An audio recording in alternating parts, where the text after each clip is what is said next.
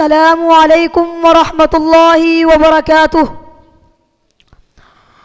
الحمد للہ الذی انزل الفرقان والصلاة والسلام علی النبی آخر الزمان۔ قال اللہ تعالی فی القرآن المجید ان ابراہیم کان امتا قانتا للہ حنیفا ولم یک من المشرکین۔ طرف رب کی سب کو کس طرح بلایا خلیل نے، طرف رب کی سب کو کس طرح بلایا خلیل نے، کس طرح اپنا وعدہ سچ کر دکھایا خلیل نے۔ نہ لڑکھڑائے قدم نمرودیت کے آگے، نہ لڑکھڑائے قدم نمرودیت کے آگے، دہکتے انکاروں کو بھی شبنم بتایا خلیل نے۔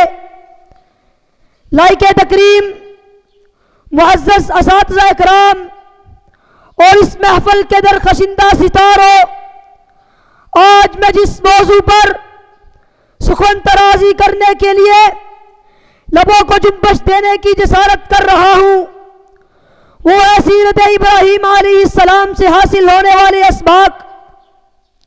حضرات ذی وقار چند لمحات کے لیے اپنے افکار کی ڈوریاں میرے ہاتھوں میں تھما دیجئے اور جد الانبیاء سیدنا ابراہیم علیہ السلام کی سیرت کے چند پہلو سماعت کیجئے۔ حضرات ذی وقار سوچنے کی بات ہے کہ سیدنا ابراہیم علیہ السلام اکیلے ہی کی امت قرار دیے گئے، اس لیے کہ میرے رب نے فرمایا وَإِذِ ابْتَلَىٰ إِبْرَاهِيمَ رَبُّهُ بِكَلِمَاتٍ فَأَتَمَّهُنَّ۔ میرے رب نے جب بھی ابراہیم علیہ السلام کو آزمایا تو انہوں نے درجہ کمال کی انتہا کر دی۔ کبھی والد کو دعوت دینے پر قتل کی دھمکی اور جلا وطنی کا سامنا کرنا پڑا، اور کبھی قوم کو دعوت حق دینے پر آتش نمرود میں کودنا پڑا، اور کبھی جوان سالہ بیوی اور گود کے بچے کو بے آب و گیا زمین چھوڑا، اور کہیں جابر و ظالم بادشاہ کے پاس اپنی بیوی کو بھیجنا پڑا۔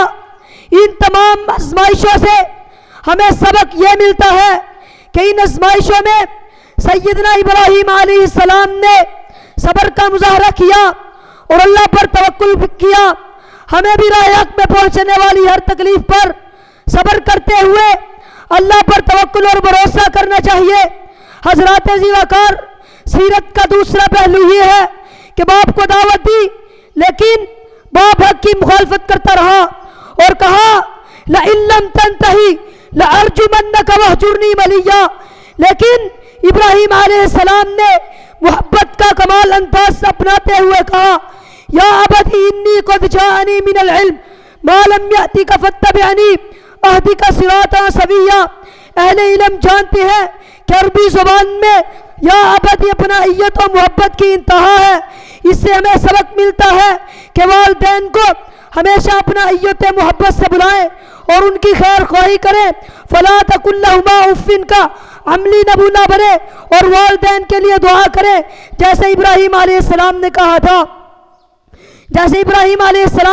تھا، سأستغفر لک ربی انہ کان بی حفیہ۔